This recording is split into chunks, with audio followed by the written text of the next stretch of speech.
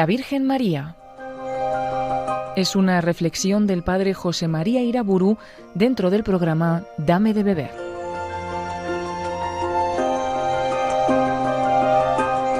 En el nombre del Padre, del Hijo y del Espíritu Santo. Bajo tu amparo nos acogemos, Santa Madre de Dios, Virgen gloriosa y bendita. He de fijarme ahora en otro rasgo fundamental de la espiritualidad cristiana en relación a la Virgen María, y es la imitación de sus virtudes. Ella, la Virgen María, es la plenitud del Evangelio. Ella es la Virgen fiel que oye la palabra de Dios y la cumple. Ella es, como le dice su prima Santa Isabel, la que siempre cree aquello que le viene dicho de parte de Dios. Siempre recibe la palabra divina con un corazón abierto y dócil. Hasta tal punto recibe en sí misma la palabra divina que la encarna en su seno por obra del Espíritu Santo y nos da a Cristo.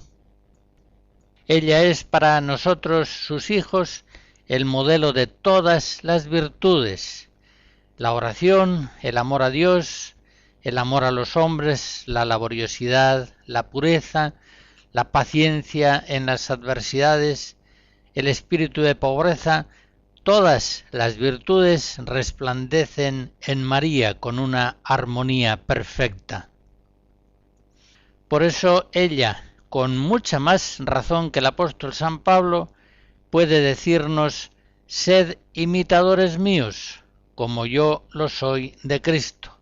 1 Corintios 11. El Concilio Vaticano II, en la Lumen Gentium, en los números 64 y 65, nos dice que la Iglesia, imitando a la Madre de su Señor, por la virtud del Espíritu Santo, guarda y desarrolla todas las virtudes.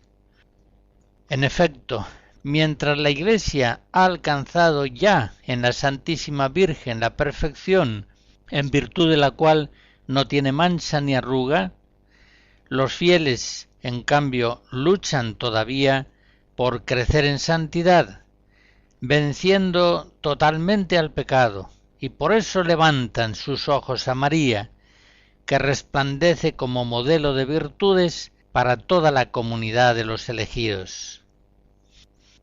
Los niños, los ancianos, aquellas personas que tienen una vocación activa o contemplativa, es lo mismo, sean laicos o sacerdotes, vírgenes o casados.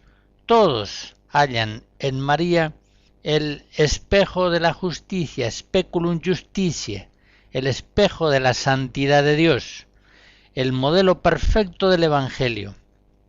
Todos encontramos en la Virgen María aquella matriz sagrada en la que se formó Jesús y en la que Jesús ha de formarse en nosotros. La Virgen es modelo para todas las vírgenes consagradas. Es también modelo para todas las esposas y las madres. Es modelo para sacerdotes, monjes, misioneros. El Vaticano II, en la Lumen Gentium 65, dice sobre esto último que la Virgen fue en su vida ejemplo de aquel amor maternal con que es necesario estén animados todos aquellos que en la misión apostólica de la Iglesia cooperan a la regeneración de los hombres. Por otra parte, es claro, es evidente que imitar a María es lo mismo que imitar a Jesús, pues, como lo vemos en las bodas de Caná, lo que ella nos dice es: haced lo que Él os diga, Juan 2. Y en este sentido, la Madre de Cristo no tiene una escuela propia, solamente es maestra en la escuela de Cristo. Otra consideración importante sobre este punto: al hablar de la imitación de la Virgen María, tengamos claro que la imitación de María y la imitación de los santos no es de la misma naturaleza. Para un cristiano, la imitación de un santo viene a ser, valga la expresión, una imitación extrínseca. El cristiano ve el buen ejemplo del santo y con la gracia de Dios lo pone por obra. En cambio, la imitación de la Virgen María es siempre para un cristiano algo intrínseco, en el sentido de que esa vida de María que trata de imitar, ella misma, como Madre de la Divina Gracia, se la está queriendo comunicar desde Dios. Por tanto, imitar a María es dejarle que, por obra del Espíritu Santo, nos comunique las gracias de su Hijo. En fin, la imitación de las virtudes de la Virgen María hace que la tomemos en cuanto madre y maestra. Si nos ha sido dada como madre, a ella le corresponde educarnos en el espíritu de Jesús, en el espíritu del Evangelio. Recuerden aquellas palabras de San Pablo a los Corintios, en el capítulo 4 de la primera carta. Yo os he engendrado en Cristo por el Evangelio. Pues imagínense con qué verdad puede decir la Virgen María esa misma afirmación. Yo soy vuestra madre, la Madre de la Divina Gracia. Yo os he engendrado a todos en Cristo por el Evangelio. Hagamos nuestras aquellas palabras de Pablo VI en una visita que hizo a Nazaret en 1964. Decía, aquí, en esta escuela, en el hogar de la Sagrada Familia, cómo quisiéramos ser otra vez niños y volver a esta humilde pero sublime escuela de Nazaret. Cómo quisiéramos volver a empezar junto a María nuestra iniciación a la verdadera ciencia de la vida y a la más alta sabiduría de la verdad divina. Escucharemos algunos cantos gregorianos dedicados a la Virgen María. Ave María.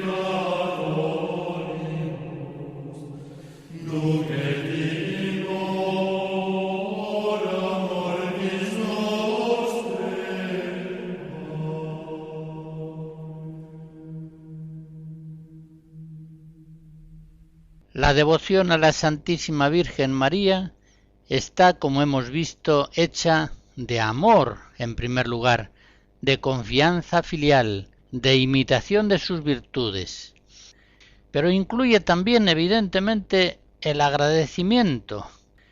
Grande tiene que ser nuestra gratitud hacia María, corredentora nuestra, distribuidora de todas las gracias que recibimos. Tengamos muy en cuenta que en la comunión de los santos hay sin duda muchas personas que influyen en nosotros benéficamente. Este influjo santo nos viene con especial frecuencia e intensidad de los bienaventurados del cielo, como decimos en la plegaria eucarística tercera.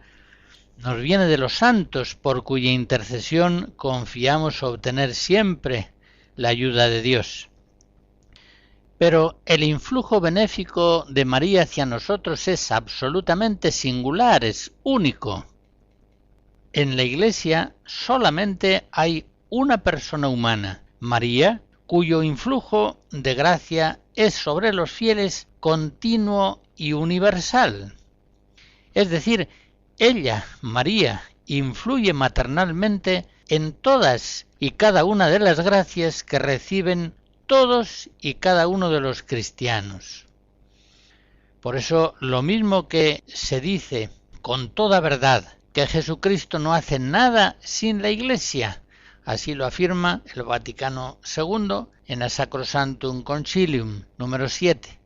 Hay que decir también que nada hace Cristo Salvador sin la bienaventurada Virgen María, sin el concurso dulcísimo de su intercesión continua. San Juan de Ávila, en un sermón sobre la Asunción de la Virgen María, contempla esa dedicación continua de la Virgen María a la santificación de sus hijos y nos llama a tenerle un amor agradecido. Dice así: esta es la ganancia de la Virgen, vernos aprovechados en el servicio de Dios por su intercesión. Si te viste en pecado y te ves fuera de él, por intercesión de la Virgen fue. Si no caíste en pecado, por ruego suyo fue. Agradécelo, hombre, y dale las gracias. Si tuvieres devoción para con María, habías de llorar por haberla enojado. Si en tu corazón tienes arraigado el amor suyo, es señal de predestinación.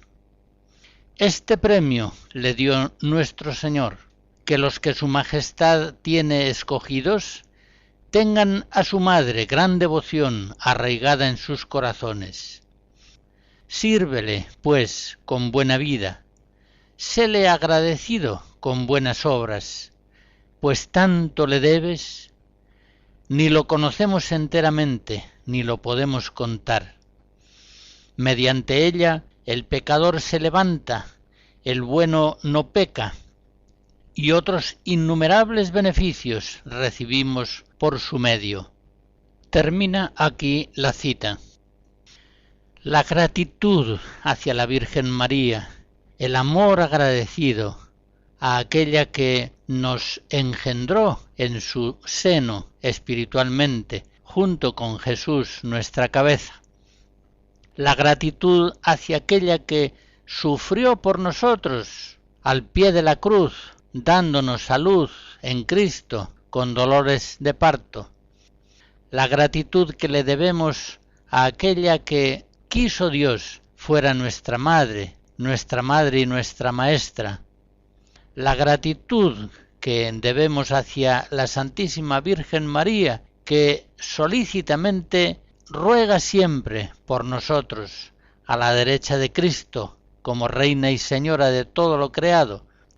Este amor agradecido a la Virgen María ha de ser una de las actitudes fundamentales del cristiano. En su sagrado y virginal seno se formó Jesús. En ese mismo seno sagrado ha de formarse Jesús en nosotros.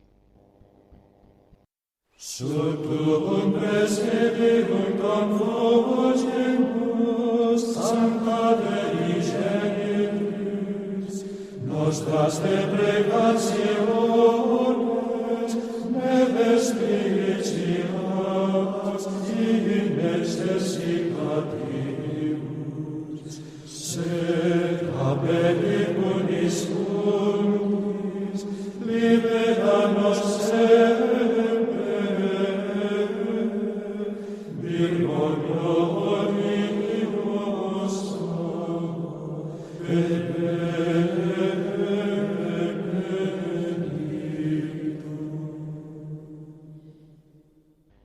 La devoción a la Virgen María implica también la admiración gozosa de su hermosura, de su santidad, de su perfección inefable.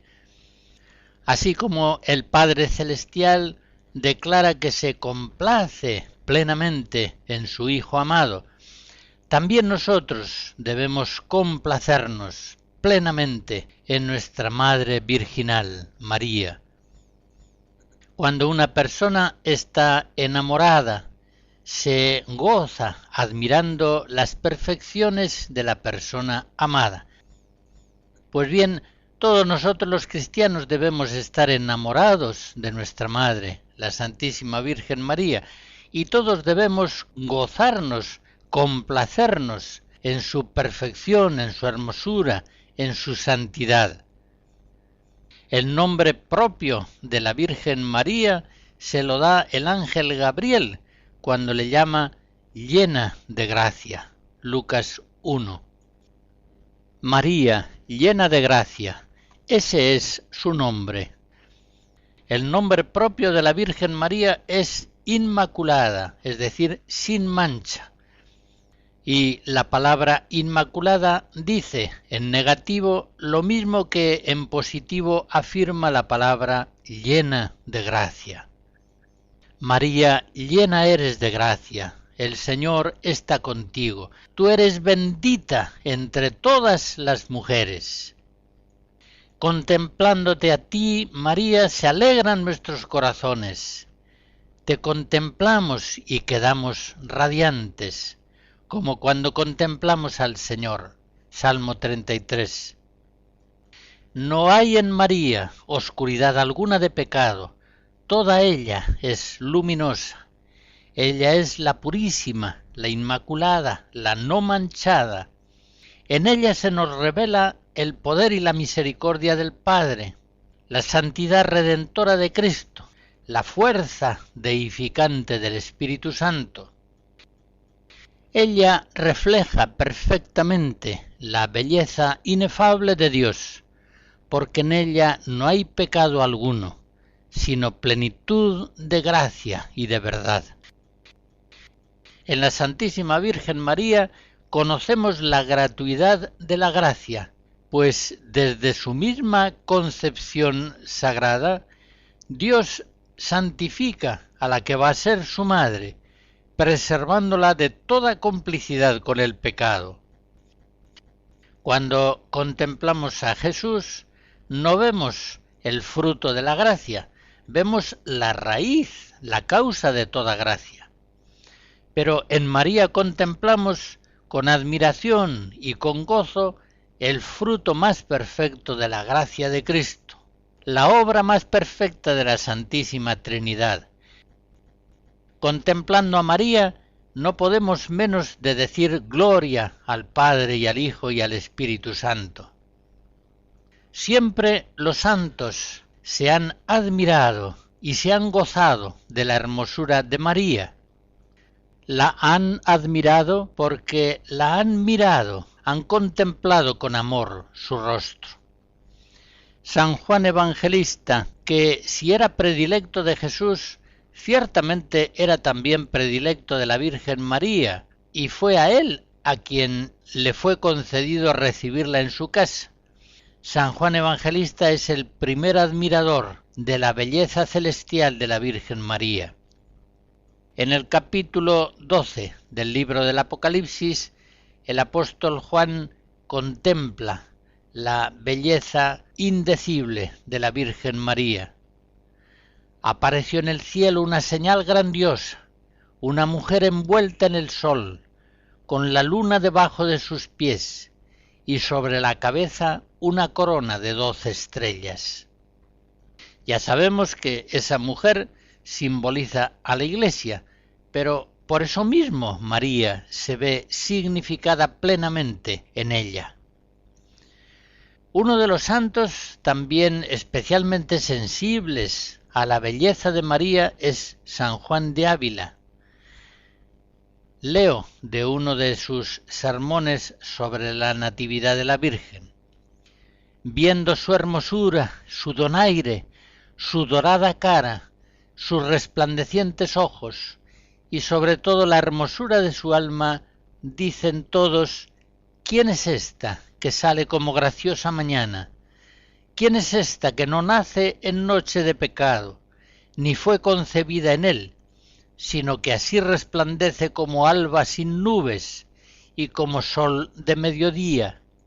¿Quién es esta cuya vista alegra, cuyo mirar consuela y cuyo nombre es fuerza? ¿Quién es esta para nosotros tan alegre y benigna, y para otros, como son los demonios, tan terrible y espantosa. Gran cosa es, señores, esta niña. A la hora de recordar a los admiradores de la Virgen María, no puedo olvidar a Santa Bernardita. A ella le fue dado contemplar a la Virgen Inmaculada en la gruta de Lourdes. Y años más tarde, estando ya retirada en Nevers como religiosa, recibió en una ocasión la visita de una piadosa mujer que le preguntó ingenuamente si la Virgen María era muy bella.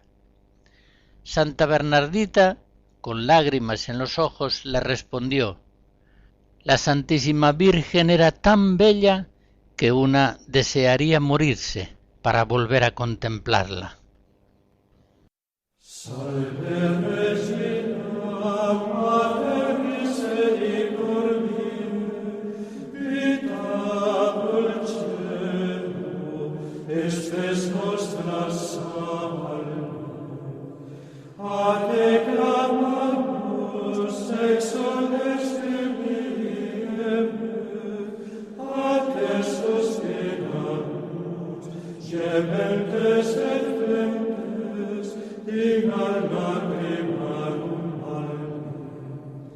Ella ergo, advocata nostra, illos tuos misericordes oculus, annos omnes.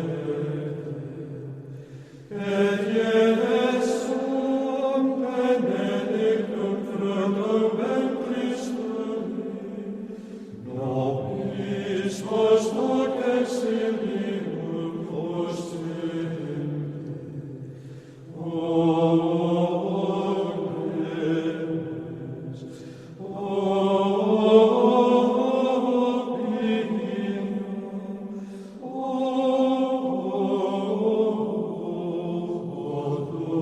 dulcis Virgo Maria. Sigamos mirando a la Virgen María y admirando con gozo y agradecimiento a Dios sus perfecciones, su belleza, su santidad. Bien dicho está aquello de San Juan de Ávila: gran cosa es, señores, esta niña. Contemplémosla en su condición de Inmaculada.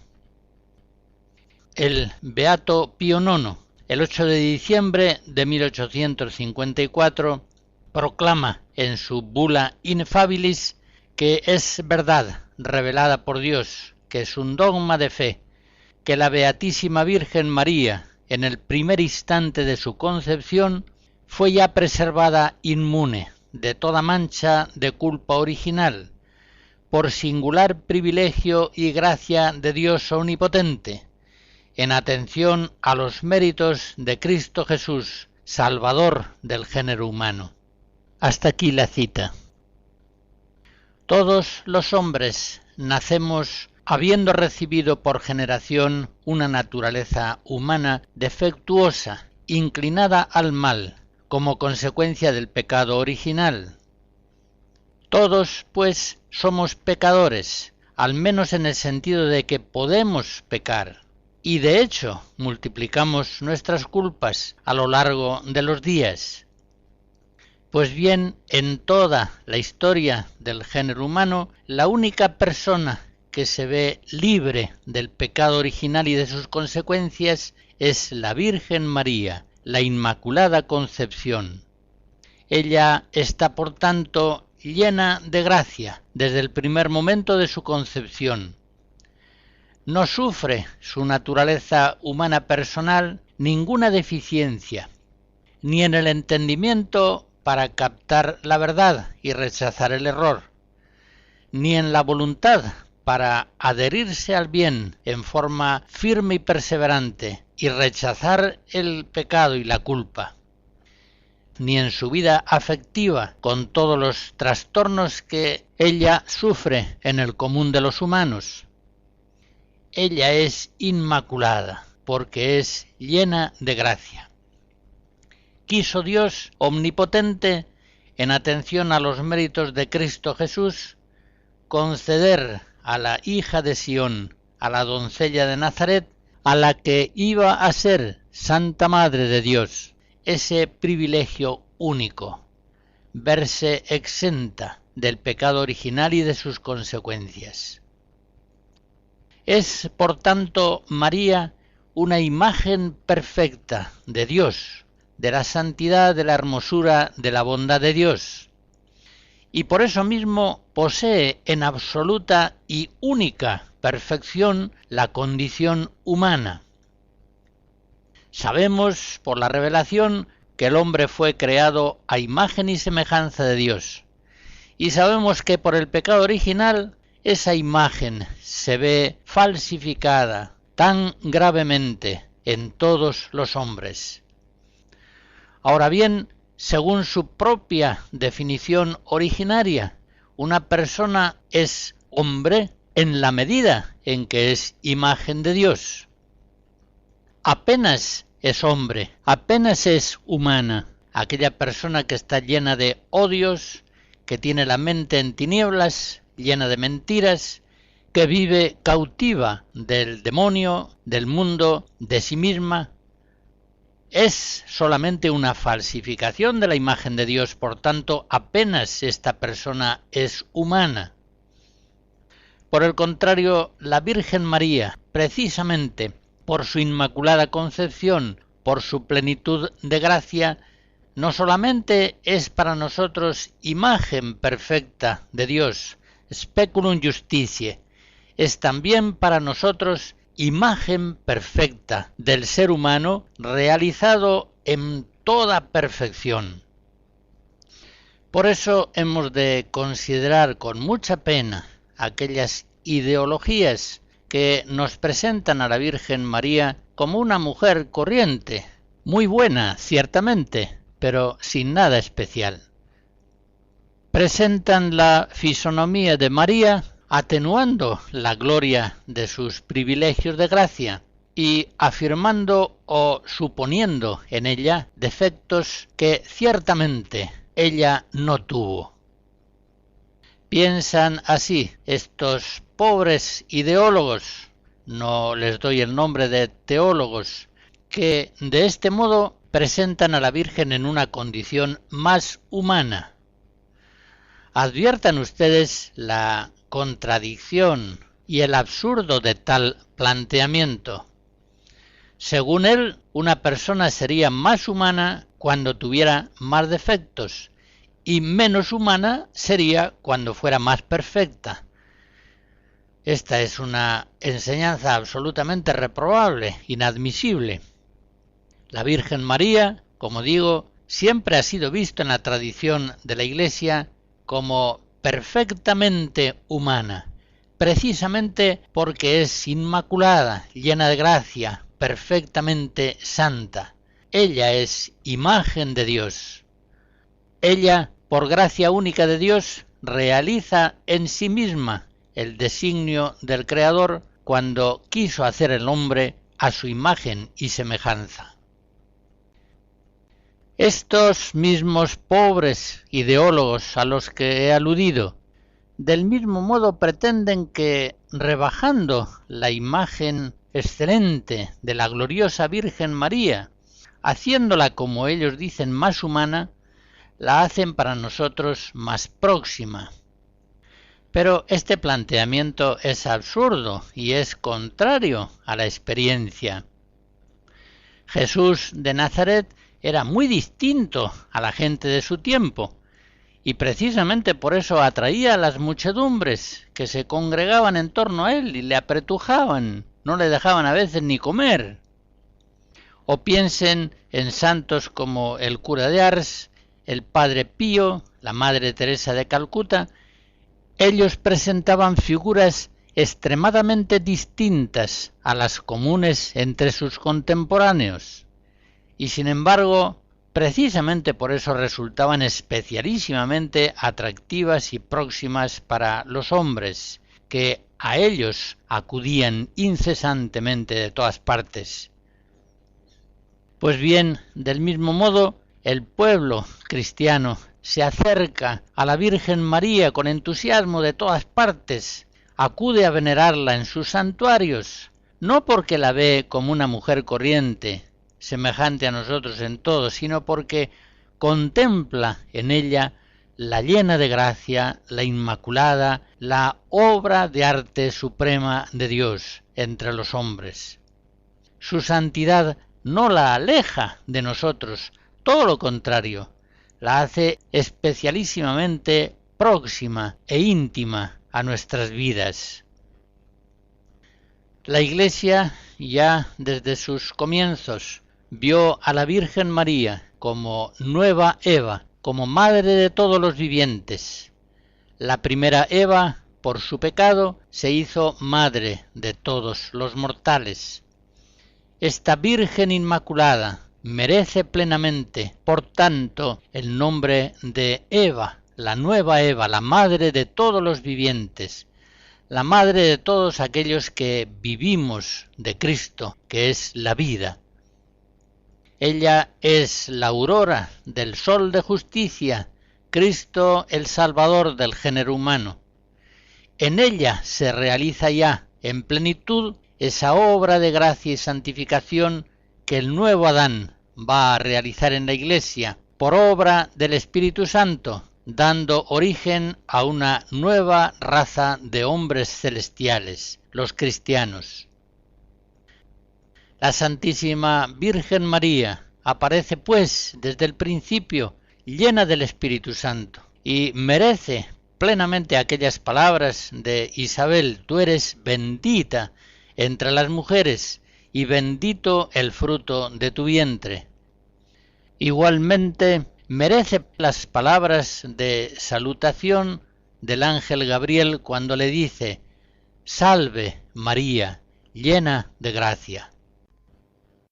Ave Regina Caelorum, Ave Domina Angelorum, salve radix, salve porta, et qua umbribus est orta, gaude Virgo gloriosa, super omnes specie vostra, valeo, valeo,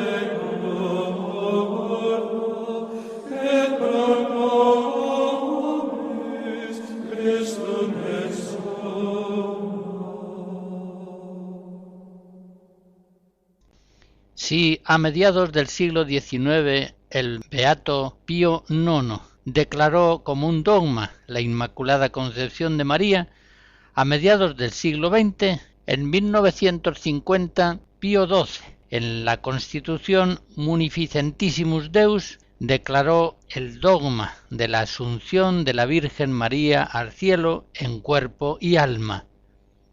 Así dice la fórmula dogmática: la Inmaculada Madre de Dios y siempre Virgen María, después de terminar el curso de su vida terrenal, fue asunta en cuerpo y alma a la gloria del cielo.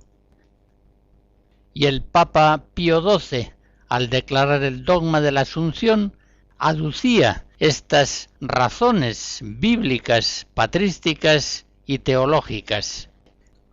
A la manera que la gloriosa resurrección de Cristo fue parte esencial y último trofeo de esta victoria, así la lucha de la bienaventurada Virgen común con su Hijo había de concluir con la glorificación de su cuerpo virginal.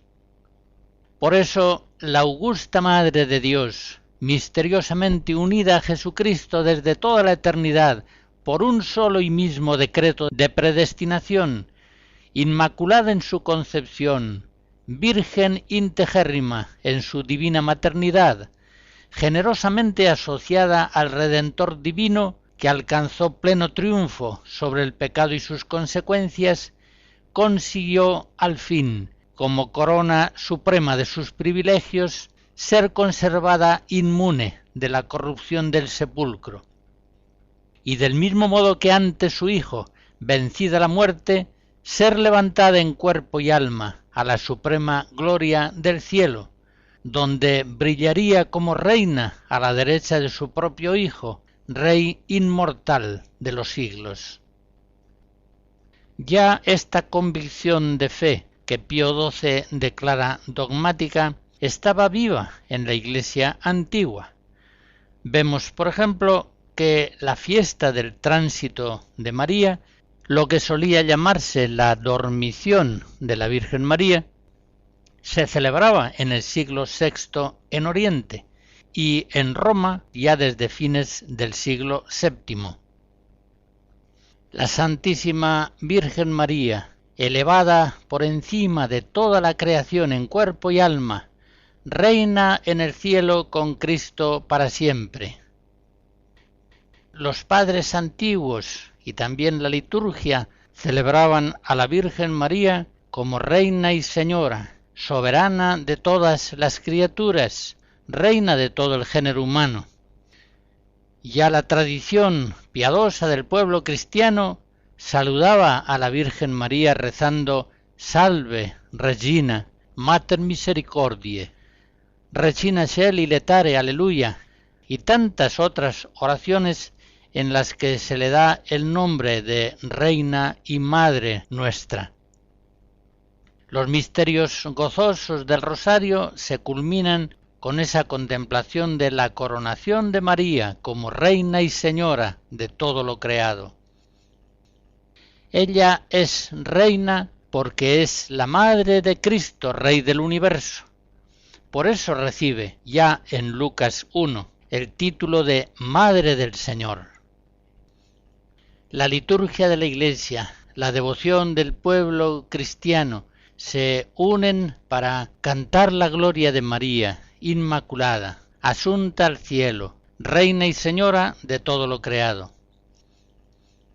En las letanías de Loreto, una y otra vez, proclamamos a María, Reina de los ángeles, Reina de los patriarcas, Reina de los profetas, de los apóstoles, de los mártires, de los confesores, de las vírgenes, Reina de todos los santos. Y de esta devoción a María como Reina y Madre nuestra viene lo que suele llamarse esclavitud mariana, una de cuyas primeras manifestaciones las encontramos después del año 600 en San Ildefonso de Toledo.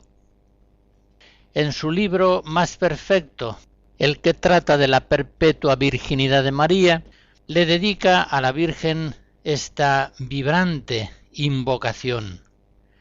Señora mía, dueña y poderosa sobre mí, Madre de mi Señor, sierva de tu Hijo, engendradora del que creó el mundo, a ti te ruego, te oro y te pido que tenga el Espíritu de tu Señor, que tenga el Espíritu de tu Hijo, para que yo conozca lo verdadero y digno de ti. Tú eres la elegida por Dios, recibida por Dios en el cielo, llamada por Dios, próxima a Dios. San Ildefonso de Toledo ha sido considerado el capellán de la Virgen, el primer esclavo de María. Él se consagró a la Virgen en obediencia total y lleno de gozo en todo lo que era. Todo él se consagró y se abandonó en su servicio como esclavo de María. En esa obra sobre la perpetua virginidad de María que hace un momento citaba, encontramos esta fórmula preciosa de consagración. Concédeme, Señora, estar siempre unido a Dios, servirte a ti y a tu Hijo, ser esclavo de tu Señor y tuyo, esclavo suyo, pues es mi Creador, esclavo tuyo, porque eres la madre de mi Hacedor. Soy por tanto tu esclavo, pues tu Hijo es mi Señor, y tú eres mi Señora, y yo siervo tuyo, pues eres la madre de mi Creador. Fórmulas semejantes de esclavitud mariana encontramos en San Buenaventura, que ya formula ese totus tuus que pasa a la devoción tradicional a la Virgen y a través de Grignon de Montfort llega al Papa Juan Pablo II. Hacia el 1700, San Luis María Grignon de Montfort propone en sus obras el Tratado de la verdadera devoción a la Virgen y el secreto de María, una consagración a la Virgen que nos enseña a ir a Jesús por María.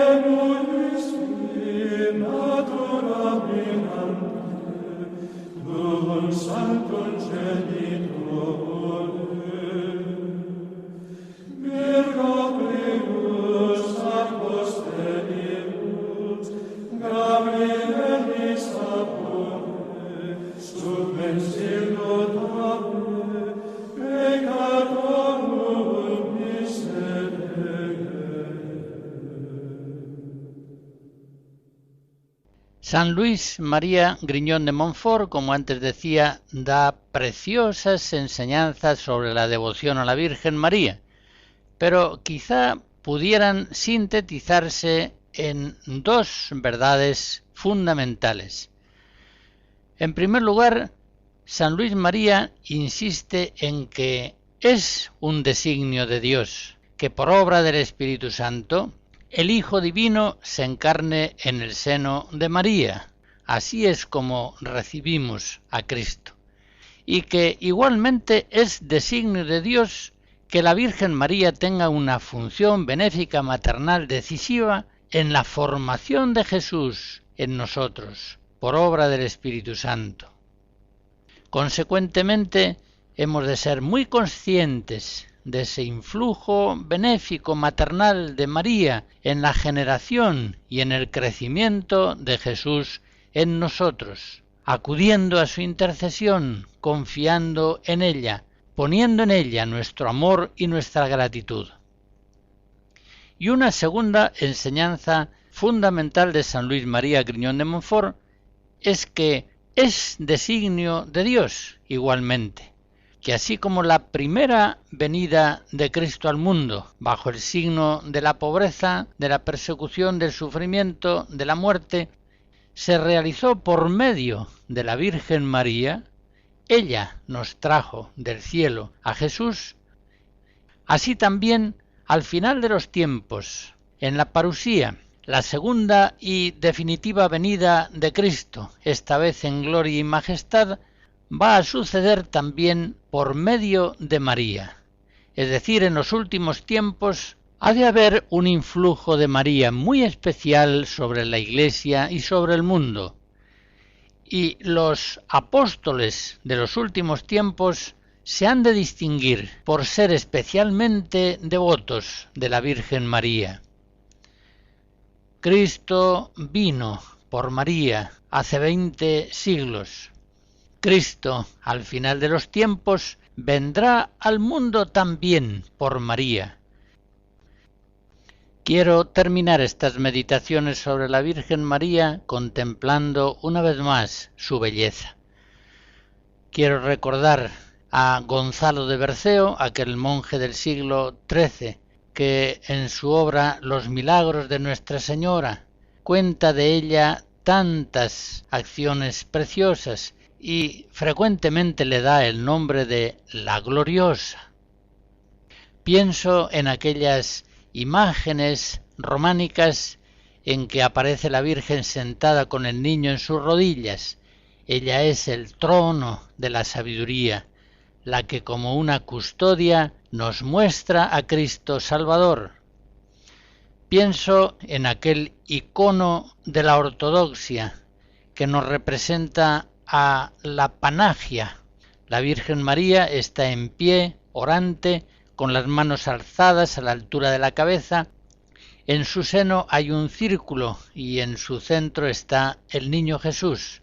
Es la Virgen orante, la Pan-Agia, la Toda Santa en griego, la Santísima, el mismo nombre que se le da en la Iglesia Latina, la Santísima Virgen María.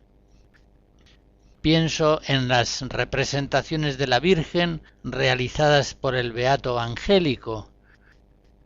A lo largo de la historia de la Iglesia, cuánta belleza en la pintura, las poesías, las oraciones, las músicas relacionadas con la Virgen María, la Madre de Jesús. Cuánta belleza en los santuarios marianos de Fátima, de Lourdes, Czestochowa, Guadalupe, Luján, Loreto, Montserrat, El Pilar, Roncesvalles. Todas esas bellezas son únicamente pálidos reflejos de la belleza de María. Realmente se cumple en la historia la profecía de la Virgen: todas las generaciones me llamarán bienaventurada. Conocemos muchas oraciones a la Virgen María, el Ave María, la Salve, acordaos, oh piadosísima Virgen María, bendita sea tu pureza, Reina del cielo, alégrate, oh Señora y Madre mía. Conocemos muchas oraciones, más que las que conocemos sobre Jesucristo. Ciertamente se cumple el plan divino, por obra del Espíritu Santo, y todas las generaciones declaran a la Virgen María bienaventurada. Yo estoy preparando un libro en el que trato de reconstruir la figura de la Virgen María partiendo de las vidas de los santos. Establezco como premisa fundamental que las maravillas que el Espíritu Santo hizo en los santos las hizo mucho mayores todavía en la Virgen María. Pienso, por ejemplo, en la precocidad religiosa de Catalina de Siena. A los 6 años tiene una visión de Cristo y de tal modo queda enamorada que hace ya un voto de virginidad. ¿Será excesivo atribuir una precocidad religiosa aún mayor y aún más temprana a la Virgen Niña, la llena de gracia, la Inmaculada?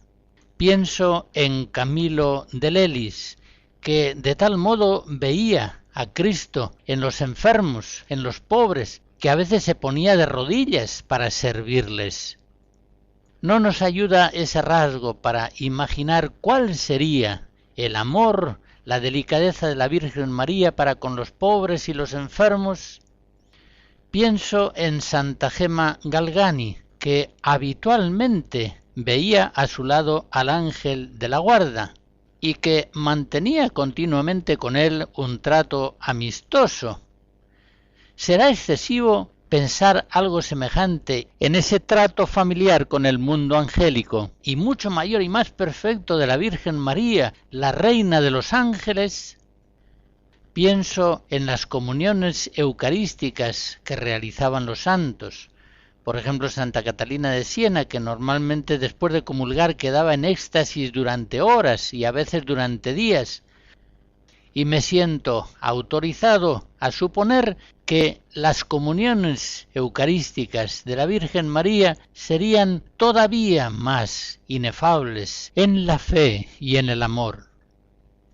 Pienso en la capacidad de San Francisco de Asís para gozarse en el sufrimiento de las humillaciones, aquella perfecta alegría de la que le habla al hermano León, y encuentro ahí un fundamento para suponer en la Virgen María una capacidad indecible para alegrarse en las tribulaciones.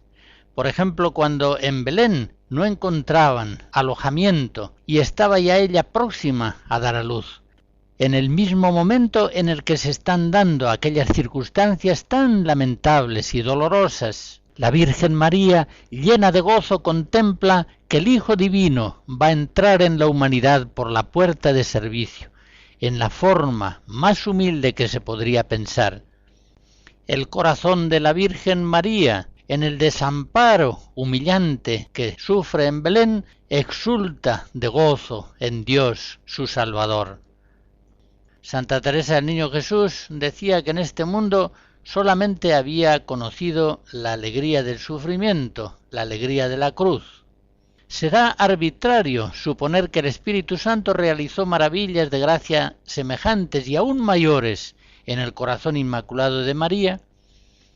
En fin, todas las maravillas de la gracia divina que contemplamos en las vidas de los santos hemos de concentrarlas y elevarlas a un grado eminente cuando intentamos reconstruir la vida de la Virgen partiendo de la vida de los santos.